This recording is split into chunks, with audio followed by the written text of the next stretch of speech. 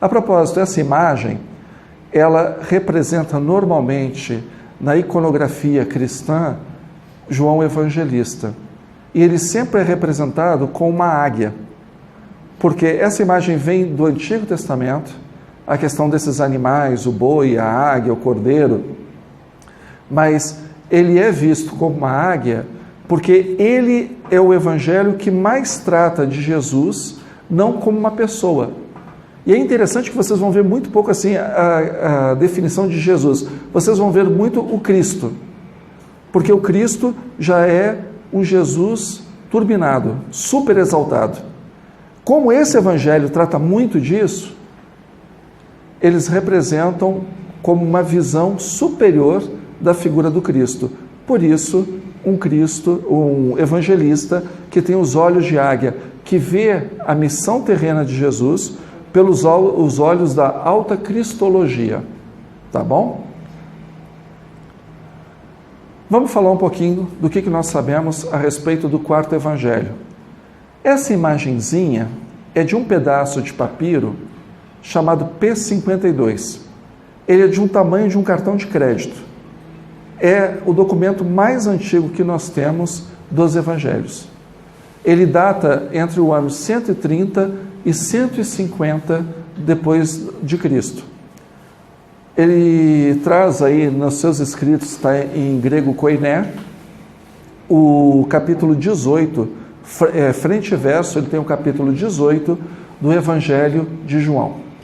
Então, essa pecinha, que é uma pecinha do tamanho do cartão de crédito, é o fragmento mais antigo que nós temos do Novo Testamento. Lembrando que Jesus morreu na década de 30, aproximadamente entre 30 e 33. A gente não sabe a data exata. Esse papiro, ele é 100 anos depois de Jesus. E é só um fragmentozinho. O que nós temos de códex, que é uma espécie de caderno, de livro, os mais antigos que existem, e mais inteiros, são do século IV, mais de 300 anos depois de Jesus. Então, por isso que a reconstituição de Jesus é muito complicada. E os manuais, a grande maioria dos manuais do Novo Testamento, dos escritos do Novo Testamento, são do século IX. Então, e não bate com os do século IV, que não batem com os fragmentos que nós temos do segundo século. E fragmentos bem anteriores do próprio segundo século, nós só temos esse fragmento aí. Por isso que a gente tem que tomar muito cuidado quando a gente acha que as pessoas que escreveram na hora que as coisas estavam acontecendo. Porque não é bem assim que funciona. São relatos que são feitos de geração em geração, são escritos de trechos da vida de Jesus, que depois são compilados, editados até virarem um livro. Esse livro é copiado várias vezes. Nessas cópias existem diferenças até chegar nas versões que nós temos hoje. E o Evangelho de João, ele é considerado o evangelho mais recente. O Evangelho de Marcos, o evangelho mais antigo. E Mateus e Lucas são considerados contemporâneos, sendo que quase todos os autores dão uma certa antiguidade de Mateus em relação a Lucas, mas não muita, alguma coisa em torno de 10 anos. Por exemplo, de Marcos para o Evangelho de João, as pessoas chegam a calcular em 60 anos, 70 anos. É uma diferença bem maior. O que nós sabemos dele é que ele é anônimo. Todos os evangelhos canônicos, eles são anônimos. Nenhum evangelho a pessoa fala assim, eu que estava com Jesus, quando Pedro chegou para mim, Maria conversando, fazendo pão de queijo. Não tem isso. Você não vai encontrar isso. Você vai encontrar a pessoa narrando fatos a respeito da vida de Jesus e ela não se coloca como testemunha ocular daqueles fatos. A gente vai falar que o Evangelho de João tem citações de testemunho ocular, mas a gente vai ver que a pessoa que escreve está dizendo que quem passou a história para ela é que testemunhou, não ela que escreveu. Então esses evangelhos, eles não são escritos com um nome, nós não sabemos a autoria. A autoria ela surge na metade do século II. E por que eles têm que colocar uma autoria? Porque começam a circular grupos com ideias muito estranhas, chamada, que a gente vai conhecer depois como heresias, e eles precisam dizer que esse evangelho deles é de gente fidedigna, é de gente que pode se confiar.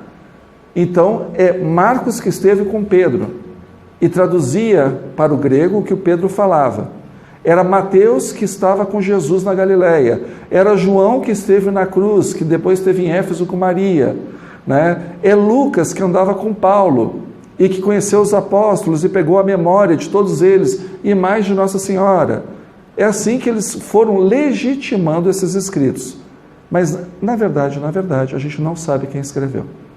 O de Lucas é aqueles que mais as pessoas dizem que provavelmente foi o Lucas. Mas até isso é complicado, porque não é o objeto aqui, mas o Lucas, né, o médico, ele também não se identifica nos evangelhos. Então é meio complicadinho a gente saber. E parece que é um cristão que coleta essas histórias e escreve sem ter convivido, mas é da igreja paulina. Mas isso pode ser assunto para um outro café-debate, que a gente conversa com mais calma. Como chega essa tradição do evangelho, dos evangelhos para nós? Quem escreveu o quê? Através de um livro chamado Adversus a Hereses, contra as heresias, de um bispo, daquilo que nós vamos conhecer como igreja ortodoxa, a igreja da regra correta, né, ortos doxias. Ele é o bispo Irineu de Leão. E esse bispo Irineu de Leão, na sua infância, ele morava na Ásia Menor. E ele foi discípulo de quem tinha sido discípulo dos evangelistas, dos apóstolos. Por isso que ele define que esses evangelhos, os 4, e ele coloca, é muito interessante, né? Existem 4 cantos da terra. Logo, só podem existir 4 evangelhos.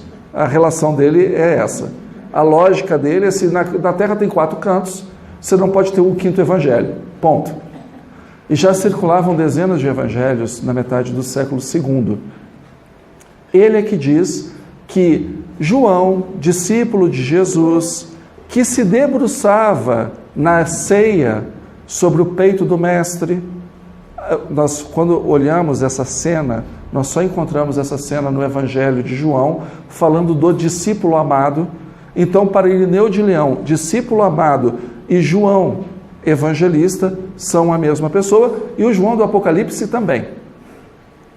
E essa tradição é que vai ser recebida pelo cristianismo e chega até os dias de hoje. Então, o discípulo amado é João Evangelista, e João Evangelista é um João que seguia Jesus, João, filho de Zebedeu, ok? O que nós podemos perceber do Evangelho? Que o autor era judeu, porque ele conhece profundamente a região, tanto a Judéia quanto a Galileia. Ele demonstra ter uma clareza muito grande da topografia de Jerusalém. Ele, nas discussões que ele coloca de Jesus com os judeus, ele usa muito isso, os judeus, ele coloca que uma pessoa que tem um conhecimento muito grande da teologia judaica, ele conhece a teologia judaica, a teologia cristã, então seria muito difícil um gentio conhecer com a profundidade que ele demonstra, o que nos faz ver que ele é um judeu. Coisas que acontecem, que são narradas naquele evangelho, nós sabemos que são muito apropriadas para 1 ou 2 gerações depois de Jesus, na verdade a 3ª geração depois de Jesus, como é o caso da expulsão da sinagoga dos cristãos. Nós sabemos que essa expulsão aconteceu, que no final do 1º século,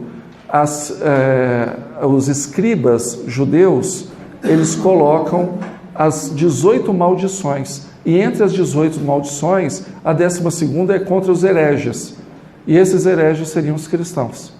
Por isso que nós sabemos que esse evangelho, ele é mais ou menos dessa época, porque existem documentos que os cristãos estão sendo perseguidos pelos judeus, que já não os consideram mais judeus. E esse evangelho, ele traz muito esse drama dessas pessoas que são judias de raça, judias de crença, mas que estão sendo colocadas para fora da sua comunidade. E é importante a gente entender que isso é um drama para eles, Porque se você é judeu no Império Romano do primeiro século, você tem a proteção do Estado. Então, por exemplo, o judeu não é obrigado a ter serviço militar. Isso desde a época de César, de Júlio César. Ele não é obrigado a prestar serviço militar. Ele, desde a época de Augusto, não é obrigado a participar do culto ao imperador. Se o cristão deixa de ser judeu, a partir daquele momento, ele é obrigado a prestar serviço militar e ele é obrigado a prestar culto ao imperador como um deus.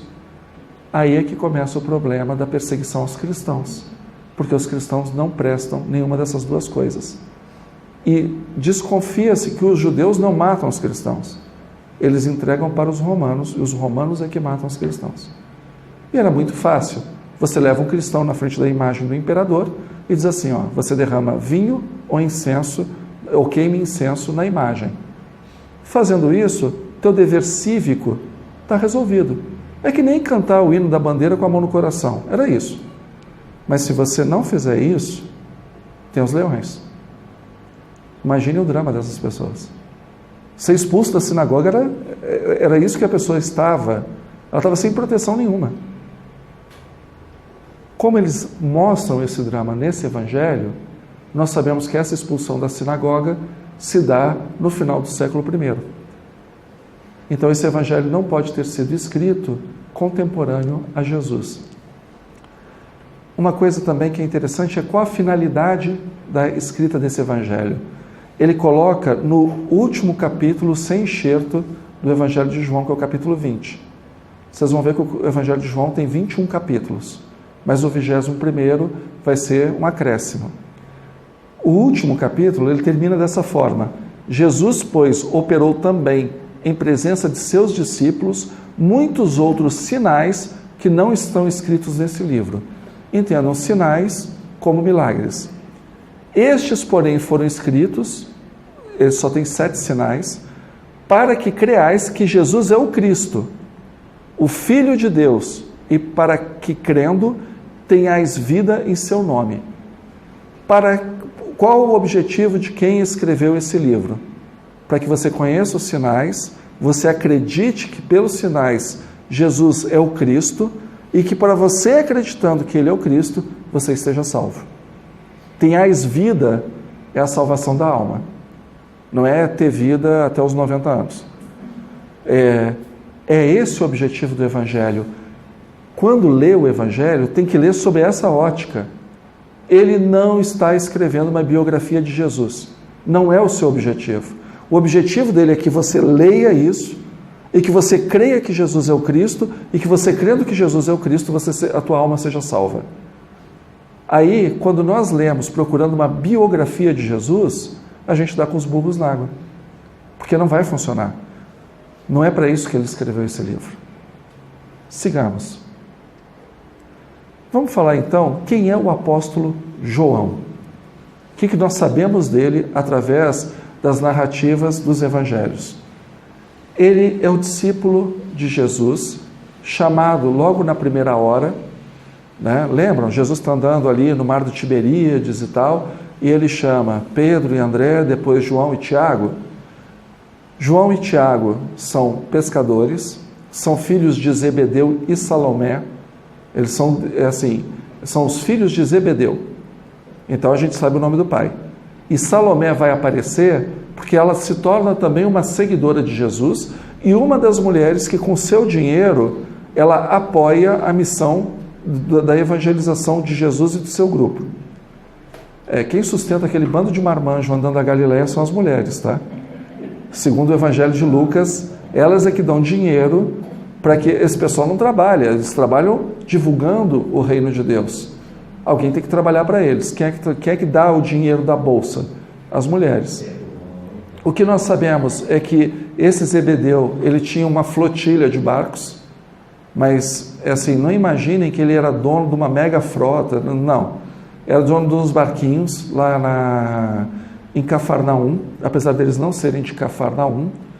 Depois de Jesus falecido, esse João, junto com Tiago, aí não mais o irmão dele, chamado Tiago Maior, mas Tiago, irmão do Senhor.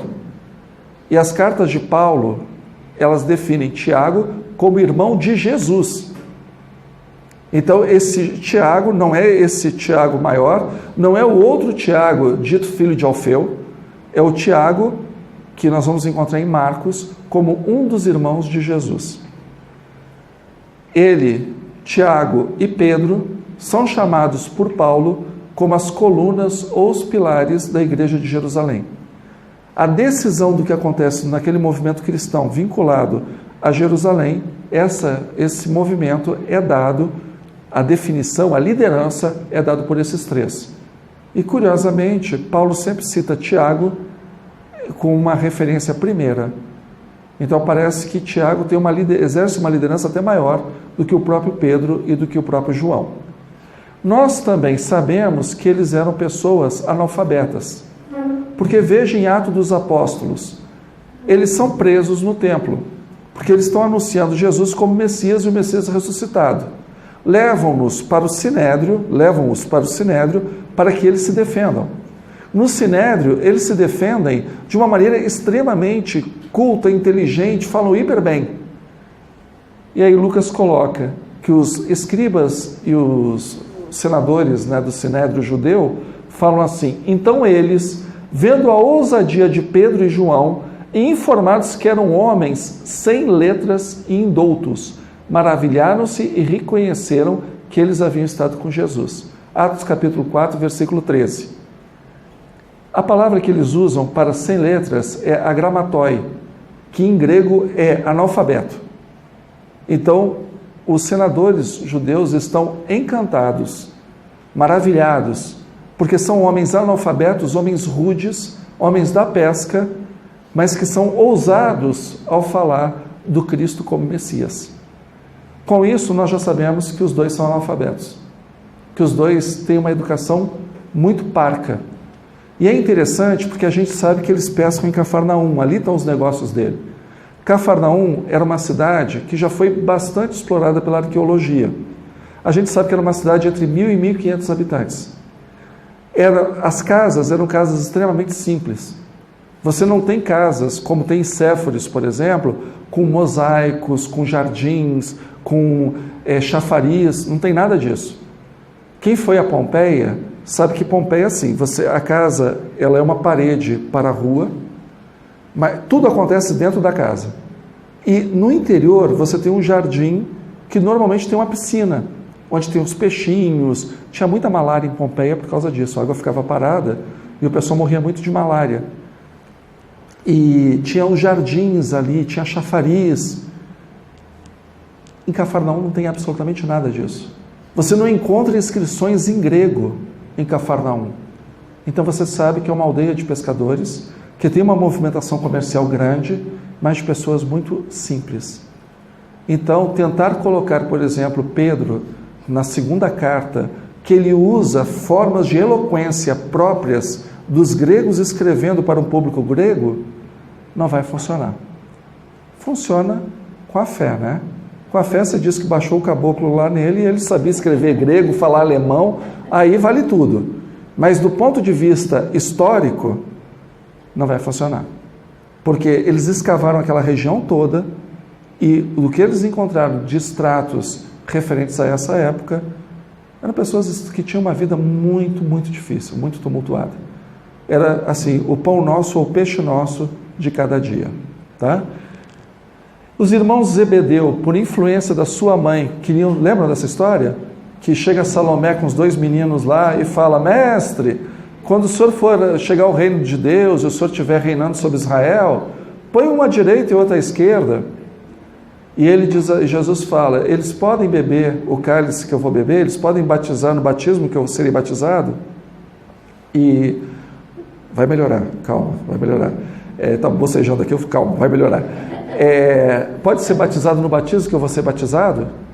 E aí a Salomé: pode. Mãe é mãe, né?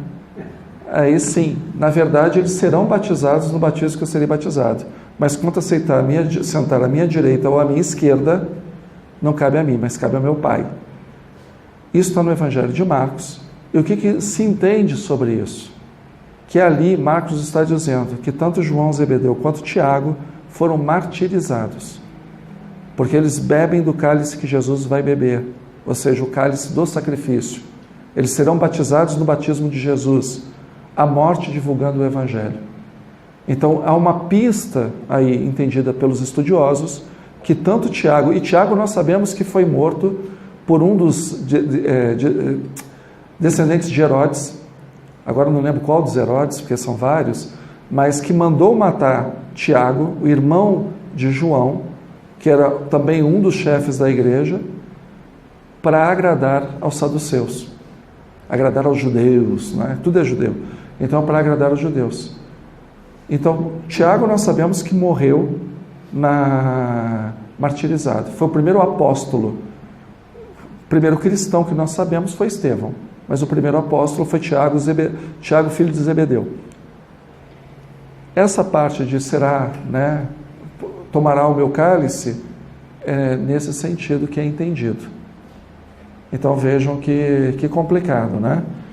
E também eles eram apelidados de Boanerges, que significa filhos da ira, filhos do trovão. Em outros termos, eles tinham um gênio muito ruim. Eles, por exemplo, vem uma pessoa pregando em nome de Jesus. Mestre, a gente viu uma pessoa curando em teu nome e nós fomos lá e puxamos a orelha do cara e esculhambamos com ele. Aí Jesus, não faz isso.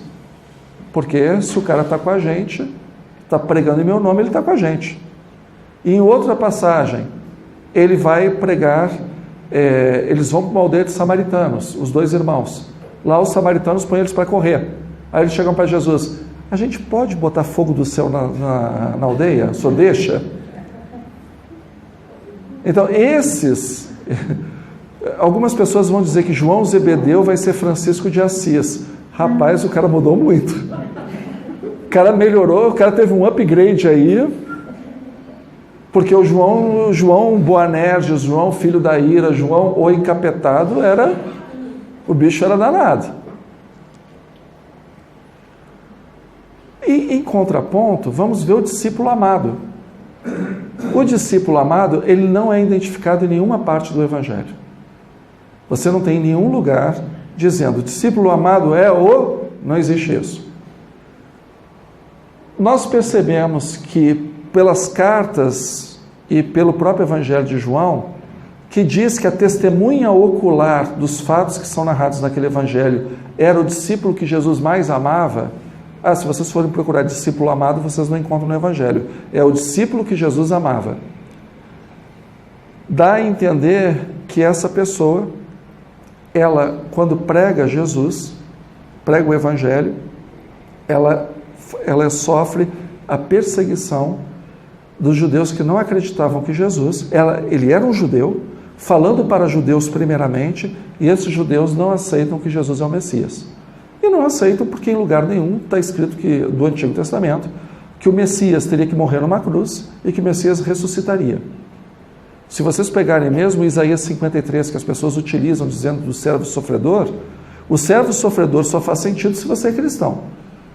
Para um judeu, o servo sofredor nunca seria lido como uma figura messiânica. Ele foi lido numa figura messiânica depois que o Messias dos cristãos não deu certo, porque o Messias cristão morreu crucificado. E aí começa a disputa de judeus que acreditavam, sim, esse sujeito que morreu crucificado é o Messias, com os caras, não, esse cara não pode ser o Messias, porque o Messias, ele vai trazer a glória de Israel e não ficar pendurado numa cruz. É essa disputa e é que vai definir no Evangelho, isso é muito claro, essa disputa, que nós sabemos que ele é um judeu que conhece Jerusalém, conhece bem o judaísmo, conhece bem as festas judaicas, mas que está sendo hostilizado pelos irmãos de crença. Ele se apresenta como testemunha ocular daquilo que escreve, mas ele se refere a si mesmo como terceira pessoa. Então ele não diz assim, eu, que era o discípulo que Jesus mais amava, não. Aí Pedro, perguntando para o discípulo que Jesus mais amava, ele sempre se refere em terceira pessoa. O que os analistas acreditam que a pessoa que escreve porque era discípulo do discípulo amado. E não ele era o discípulo amado. ele é a fonte da tradição joanina. A tradição joanina não tem a mesma fonte dos evangelhos sinóticos, que é a tradição de Marcos e a tradição do evangelho que, né? O evangelho que ninguém nunca achou, a fonte que. Então, o evangelho de João não é dependente de nenhuma dessas duas fontes, mas ele bebe da mesma tradição oral, e ele é dito especificamente que esse discípulo estava presente na última ceia, na cruz. Na cruz todo mundo vai lembrar, né? Na última ceia é aquilo do Pedro, vai lá, pergunta, quem é que vai trair? Vai, né? Aparece ele ao pé da cruz com Maria, a mãe de Jesus. Aí, mulher, esse é teu filho. Fulano, filho, essa é tua mãe. Então, esse é o episódio da cruz. Então, ali está dizendo que todo mundo fugiu, mas ele permaneceu na cruz. Para essa comunidade, isso dá uma autoridade muito grande para ele. E ele é testemunha do túmulo vazio. Ele chega com Pedro, depois de Maria Madalena ter dito que roubaram o corpo do mestre. Os dois saem correndo, chegam no túmulo, ele vê o túmulo vazio. A gente vai falar disso um pouquinho mais para frente. O que nós sabemos desse evangelho é que ele não foi escrito numa sentada só. A gente, por exemplo, sabe que ele foi escrito em etapas. O prólogo, por exemplo, no começo era o Logos estava com Deus e o Logos era Deus. Em nenhum outro lugar do Novo Testamento, a não ser na primeira epístola de João, você vai encontrar a referência ao Logos. Então, e nem essa teologia exaltada do Cristo como pré-existente da forma que é colocada nessa introdução. Por isso que as pessoas acreditam que o Evangelho de João começaria originalmente com o discurso de João Batista, anunciando a vinda de Jesus, que foi aditado, né, os versículos do capítulo 1 de 1 a 14, falando do Logos divino. Lembrando que em grego você tem dois princípios, o caos, que é a bagunça, e o Logos, que é a organização. Logos é o princípio da razão, é também a palavra. É a palavra que organiza. Então você tem o caos e o Logos. Esse discurso sobre o Logos, que tudo é criado por ele, existe uma similitude muito grande com dois livros da Bíblia. Um livro deuterocanônico, que é considerado pelos católicos Sabedoria de Salomão, e um outro livro chamado Provérbios, que vocês vão encontrar, se vocês procurarem lá, que no começo era sabedoria, a sabedoria estava com Deus e tudo foi criado pela sabedoria, a Sofia. Então, na verdade, Jesus, ou melhor dizendo, Cristo, ele é a sabedoria encarnada. Ele é que organiza o mundo, ele é pré-existente ao próprio universo. E isso causa alguma surpresa para as pessoas, porque elas não estão acostumadas com essa figura que era muito comum, que é absorvida pelos judeus em relação da filosofia grega, a hipóstase da seguinte forma: a glória de Deus. A glória de Deus não é só um momento legal ou um adjetivo. Não, a glória de Deus, ela acaba se saindo de Deus e se personificando. Então a glória, ela não é um adjetivo, ela tem duas pernas, dois braços, dois olhinhos, duas orelhas, um nariz, uma boca. Ela está personificada. A sabedoria de Deus também é uma substância que sai de Deus, que Deus tem essa substância, mas ela está individualizada. E imagina como quando você tivesse raiva, que a sua raiva virasse um ente. Aí você vai dizer, esta é a minha raiva. E a sua raiva é capaz até de dirigir carro, porque ela está personificada. É o que os judeus chamavam de hipóstase. Como é uma hipóstase, uma substância de Deus, ela também é uma divindade. Então, para o Evangelho de João, eu quando comecei a estudar Jesus histórico, eu achava que eles tinham tirado isso do paganismo. Que no paganismo é muito comum homens que são feitos deuses, deuses que vêm como homens, né? Homens que são exaltados à figura divina, é muito comum. Mas quando você estuda o judaísmo antigo, aí você vai ver que os judeus também tinham uma visão de que determinadas qualidades de Deus, elas eram tão presentes que elas se personificavam. É como se elas fossem o próprio Deus. A pessoa, essa glória, essa sabedoria, esse verbo, ele age em nome de Deus, é como se Deus fosse.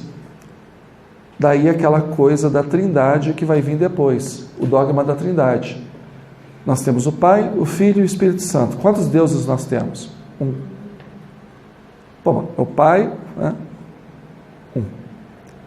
Porque é considerado uma hipóstase de Deus. Deus é o mesmo, mas a sua substância acaba sendo exaltada.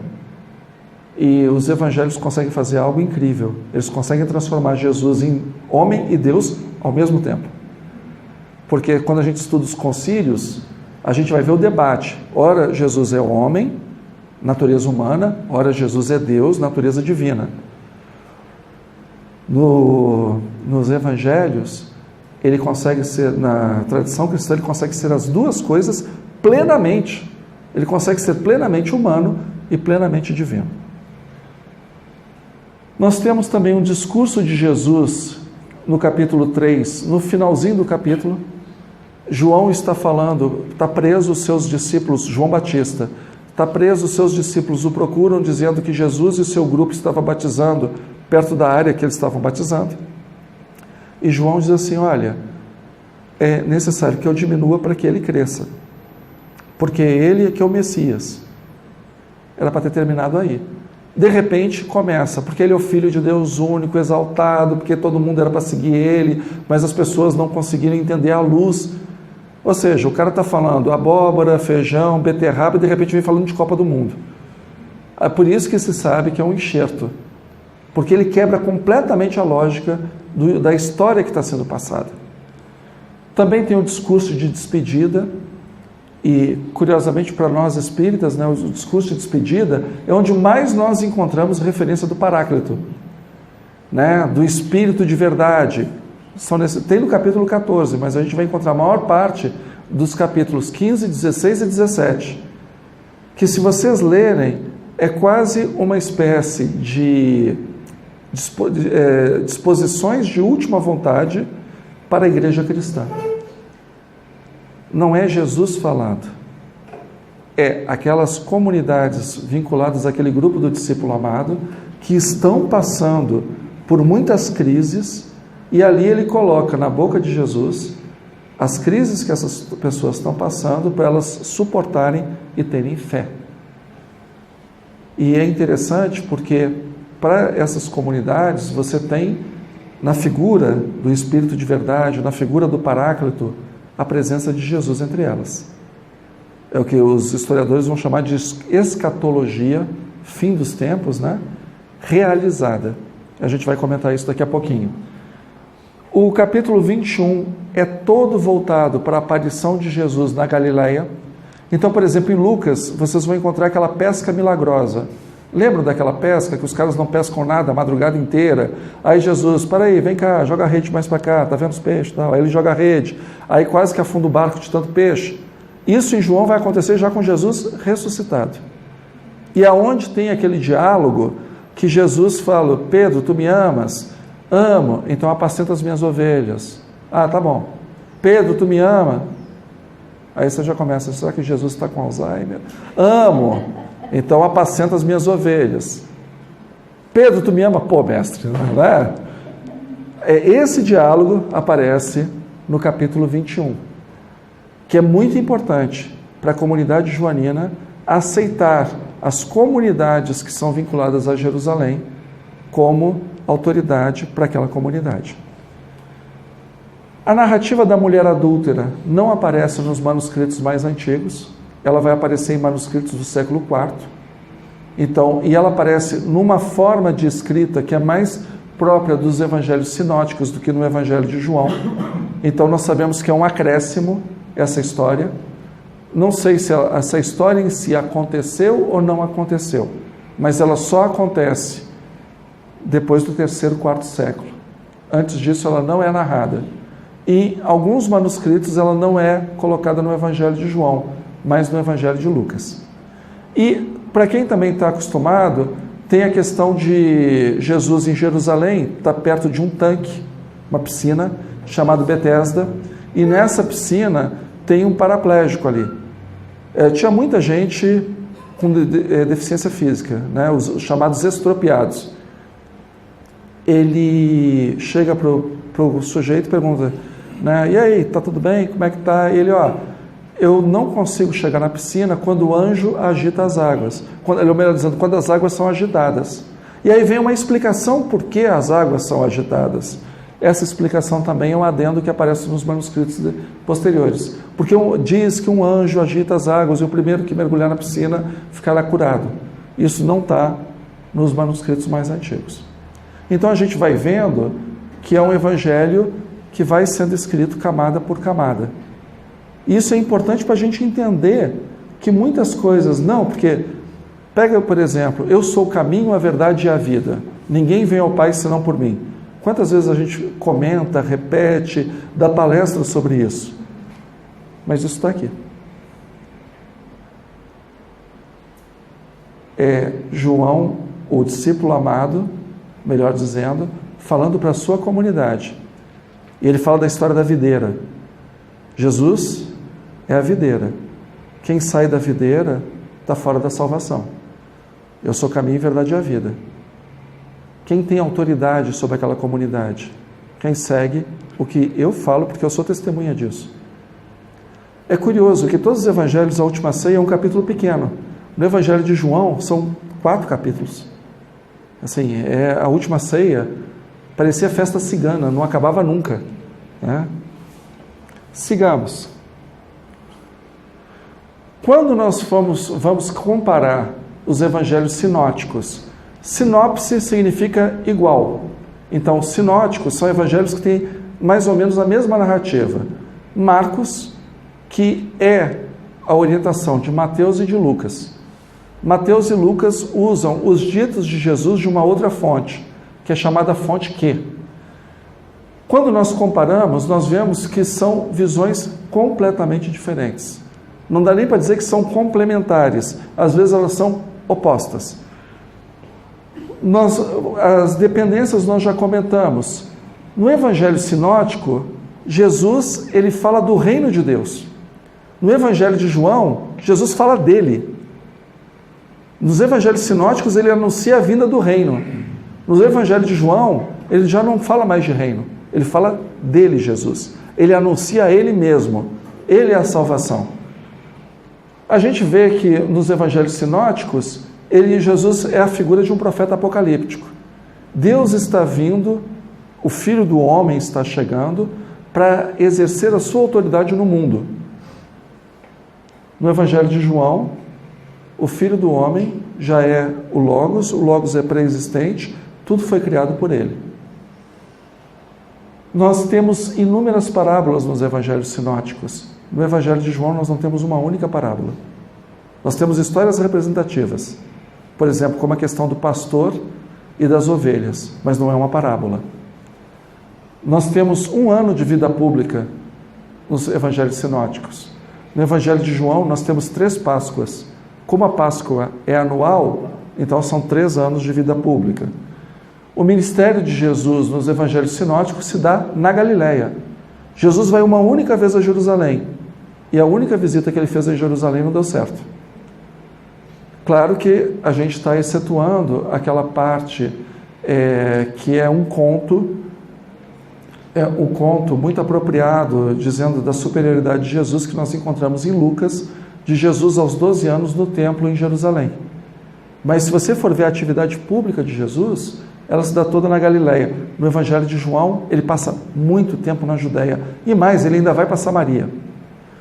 No Evangelho de Mateus, Jesus diz assim: não procureis nem os samaritanos nem os gentios. No Evangelho de João, Jesus está passando pela Samaria e bate papo com uma samaritana num poço de Jacó, e de lá ele converte a aldeia samaritana inteira.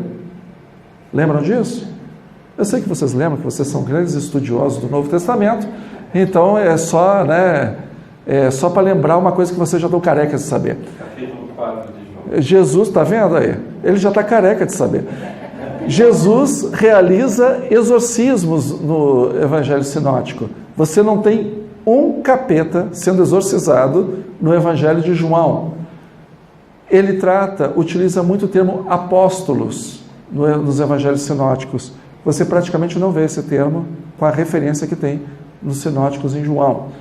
A celebração da primeira Eucaristia, que na verdade é a ceia do Senhor, este é meu corpo, este é meu sangue, fazer isso em memória de mim, não existe isso em João.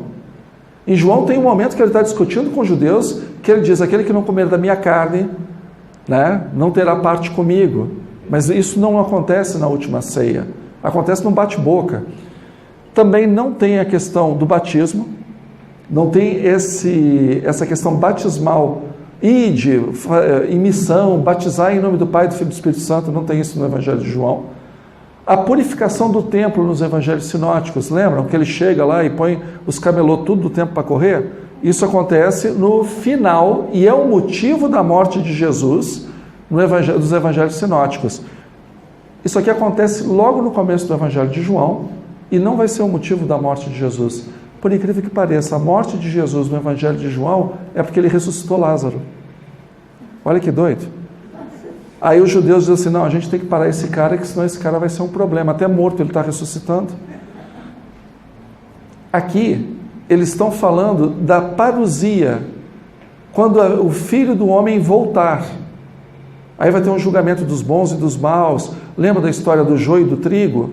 Né? Aquela coisa dos bodes e das ovelhas no Evangelho de Mateus? Quando o Filho do Homem vier do céu com a corte dos anjos. Isso aqui é escatologia futura. Esse grande julgamento, esse grande final do mundo é lá na frente. Em João, a escatologia já está realizada. Se você crê em Cristo como seu Salvador, ali e agora você já está salvo. Você não precisa esperar Jesus voltar. E tem uma coisa também que eu queria conversar com vocês sobre o discípulo amado, que eu estava esquecendo. Vocês sabem qual a única referência que tem sobre Jesus amar um discípulo nos evangelhos? E Jesus amava Lázaro. É a única referência. Jesus amava Marta, Maria e seu irmão Lázaro. E quando ele vai em Betânia para ressuscitar Lázaro, Jesus chora. E aí as pessoas comentam, é porque ele amava muito Lázaro. Se você for levar o Evangelho de João em consideração, o discípulo amado já tem nome. Não é João Zebedeu, João Boanerges, é Lázaro. Se você quiser ser um cara inclusivo, você pode dizer que é Marta ou Maria. Então vamos falar sobre a comunidade joanina. A comunidade joanina, ela é de judeus cristãos. Entendam essa relação. Essas pessoas são judias, mas elas acreditam que Jesus é o Messias. E elas são expulsas da sinagoga. Por que desconfia-se da expulsão desse pessoal? Porque está no Evangelho que eles são expulsos. Lembram daquele cego de nascença? Que os pais tinham medo de dizer que Jesus tinha curado o filho, porque eles tinham medo de ser expulsos da sinagoga, porque os fariseus tinham já definido que aquele que disser que Jesus é o Messias será expulso da sinagoga. Isso aí é algo que acontece na terceira geração cristã. Então eles são judeus cristãos que são expulsos da sinagoga e não se consideram mais judeus. Então a referência dos evangelhos é que eles colocam os judeus, porque eles já não se consideram mais judeus. Rolou uma mágoa aí. E o Evangelho de João é que vai ser a base do antissemitismo que a gente vai ver durante toda a Idade Média. O antissemitismo praticamente só termina depois do Holocausto da Segunda Guerra. Até então, malditos judeus. Isso era na missa, fazia parte da homilia, os amaldiçoados judeus. Muda isso no Concílio do Vaticano II. Vem desse ódio desses judeus que são expulsos da sinagoga. E eles são expulsos não é também só porque eles veem a figura de Jesus como uma pessoa exaltada à divindade, porque eles aceitam samaritanos no seu grupo. E os samaritanos, eles eram odiados pelos judeus como grandes hereges do judaísmo. Esses samaritanos, eles vão ser aceitos nessa comunidade. No começo do Evangelho de João, do quarto Evangelho, a gente sabe que os discípulos de João Batista foram os primeiros discípulos de Jesus, o que nos faz presumir que isso seja histórico. Porque também nós encontramos isso em Atos dos Apóstolos. Lembram que eles tinham que escolher uma pessoa para ficar no lugar de Judas, que tinha se matado? E que eles escolhem entre as pessoas que seguiram Jesus desde João Batista?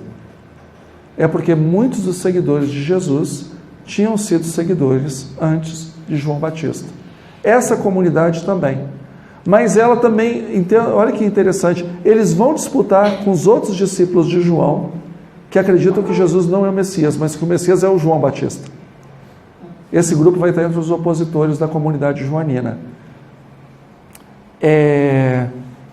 Eu falei dos samaritanos e provavelmente essa figura exaltada de Jesus como divindade, ela é trazida pela figura messiânica dos samaritanos, que era o Tareb. Tareb era, na visão da maioria dos samaritanos, era Moisés, que viria dos céus para dizer como é a presença de Deus na vida das pessoas, porque ele, Moisés, estava com Deus. E ele surgiria no final dos tempos. Então os historiadores acreditam que essa figura do Tareb serviu de base para a figura do Logos, pré-existente, que estava com Deus e sabia quem era Deus, e ninguém chega a Deus senão por ele. Ninguém conhece o Filho, ninguém conhece o Pai senão o Filho. Lembram disso? Está no Evangelho, no quarto Evangelho, no Evangelho de João. Bate muito com a figura do Tareb samaritano, que está com Deus, conhece Deus e só ele pode falar de Deus. E provavelmente nesse grupo tinha os essênios. Como nós sabemos disso? Pessoas egressas do grupo de Qumran provavelmente faziam parte da comunidade joanina, porque nós encontramos aquelas oposições, trevas, luz, alto, baixo, bons, maus, Deus e diabo. Tudo isso, a mesma linguagem, nós encontramos nos manuscritos do Mar Morto, que foram descobertos na década de 40. Quem são os adversários desse grupo? E aí vejam a iconografia aí de Jesus como cristão e os judeus julgando Jesus. Olham como eles demonizam a figura do judeu. Isso baseado no quarto Evangelho. Então vai ter os judeus, porque os judeus tomaram medida para expulsar esses cristãos da sinagoga. E aí eu já contei sobre a expulsão, já contei sobre a perseguição, e realmente a gente não pode esquecer que nesse começo do cristianismo houve uma perseguição promovida pelo judaísmo em relação ao cristianismo. Tiago foi morto por judeus, Estevão foi morto por judeus, Justino, um dos primeiros da patrística, falavam da perseguição que os judeus promoviam junto aos governantes romanos em relação aos cristãos. Só que depois os cristãos viraram maioria, aí inverteu o jogo. Eles são considerados filhos do diabo. No Evangelho de João, literalmente ele fala, porque o pai de vocês não é Abraão, o pai de vocês é o diabo. Olha a ousadia desse pessoal, né? Tem os seguidores de João Batista, que estão competindo para ver quem é que pode batizar. Então tem seguidores de João Batista que foram criadores da comunidade joanina, mas tem seguidores de João Batista que não aceitam Jesus como o Messias. E eles vão combater essa comunidade. Isso também aparece no Evangelho de João. Por isso que o Evangelho de João é muito categórico em dizer: eu não sou o Messias, é necessário que eu diminua para que ele cresça. Eu não sou Elias, eu não sou nenhum dos profetas, eu sou a voz que clama no deserto. Ele faz isso o tempo todo. Ele afirma o tempo todo. Porque é exatamente o que os seguidores de João Batista estão afirmando. Que ele é o Messias, que ele é o Elias que haveria de voltar. E os discípulos de João, os discípulos da comunidade do discípulo amado, dizendo: não é.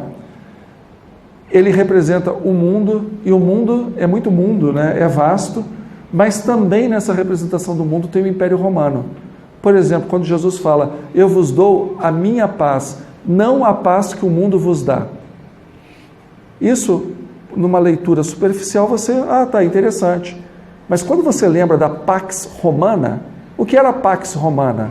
O Império Romano passava numa cidade, deixava uma pilha de cadáveres, logo tudo ficava em paz. Essa era a Pax Romana. Quando Jesus diz, eu vos dou a minha paz, não a paz do mundo, ele está dizendo que a paz dele não é a paz que o Império dá. Então é uma contraposição dos valores dessa comunidade com os valores da sociedade que está na volta. Tanto que ele fala assim, o mundo me rejeitou e vai rejeitar vocês também, porque vocês não são do mundo. E aí os gnósticos adoraram isso e pegaram esse evangelho como fundamento para a sua doutrina, né? Os gnósticos cristãos. E ele fala também da questão dos falsos cristãos. Tem dois tipos de falsos cristãos. Os cristãos que não aceitam a teologia desse Jesus divinizado, exaltado, né? a alta cristologia, e também ele não aceita o judeu que aceita Jesus como cristão, mas esconde isso da sinagoga. E a figura que vocês vão encontrar que representa bem isso é Nicodemos. Nicodemos é o príncipe dos judeus. Lembram disso? Ele é o príncipe dos judeus que procura Jesus à noite, escondidinho, que não entende nada que Jesus fala. Olha, em verdade, né? Não é essa a tradução? Que na verdade é amém, amém. Amém significa aquilo que acontece. Quando você fala amém, acontece. Vocês vão vir para o próximo Café Debate? Amém, vocês vão vir. É uma certeza, né? Então, amém, amém eu vos digo, se você não nascer de novo, e o termo em grego é muito curioso, porque ele faz um jogo de palavras, nascer do alto e de novo. Você pode interpretar dos dois jeitos. Então, se você não nasce do alto, você não nasce de novo. É isso que ele fala para Nicodemos. E Nicodemos fica como um abobado na história. Mas peraí, como é que pode um homem nascer de novo? Porque para o judaísmo, você está salvo porque você é descendente de Abraão. Você traz a circuncisão, a marca na carne da sua salvação, porque você é descendente de Abraão. E esse Jesus do Evangelho joanino é ousado. Meu querido, antes de Abraão ser, eu sou. Olha que coisa, né? Quem usa eu sou é Deus no Antigo Testamento. O Evangelho de João, Jesus usa eu sou. Antes de Abraão ser, eu sou. Aí o pessoal, mas tu não tem nem 40 anos, como é que você já era antes de Abraão? Sempre o pessoal não entende o que ele fala. Os opositores dele não entendem o que ele fala. Eles são ridicularizados no Evangelho como pessoas nécias, pessoas incautas, que não entendem que estão com a luz ali na frente. A própria figura do Pilatos. O que é a verdade? Jesus é a verdade encarnada e você não reconhece? Essa é a visão. Nicodemos, ele é o príncipe dos sacerdotes, ele frequenta o sinédrio, ele é doutor da lei, e ele não sabe que a salvação não vem pela marca da carne, mas vem pela vivificação do Espírito. O que é a vivificação do Espírito? Se você não aceita que Jesus é o Filho de Deus que veio ao mundo para te salvar, então você não entendeu nada. Esses cristãos, eles sabem que Jesus é o Messias porque Jesus faz coisas maravilhosas, mas eles têm medo de assumir a sua crença durante o dia na sinagoga. E para eles, para a comunidade joanina, esse pessoal é tão ruim quanto esse pessoal que expulsou eles das sinagogas. É uma comunidade que, além de toda essa pressão externa, eles têm a pressão interna. E isso vai aparecer muito na primeira epístola de João, que começam pregadores a falar a respeito que Jesus, na verdade, nunca teve um corpo de carne, que a vida de Jesus física não interessa. O que interessa é o Verbo exaltado, né, que está à direita de Deus Pai. Isso aí vai gerar uma resposta da primeira epístola de João. A primeira epístola de João, ela é a chave de entendimento do Evangelho de João para evitar o gnosticismo. Por isso que o Evangelho de João é aceito como canônico. Porque sem a primeira chave, que é a primeira epístola de João, você pode levar a crer que Jesus, na verdade, caiu do pleroma se materializou na Terra e voltou para o pleroma, que era o que os gnósticos acreditavam. Que Jesus, na verdade, nunca foi um ser humano. Na verdade, Jesus foi um aeon. A primeira epístola de João é que diz assim, olha, meus queridos, testai para ver se os espíritos são de Deus.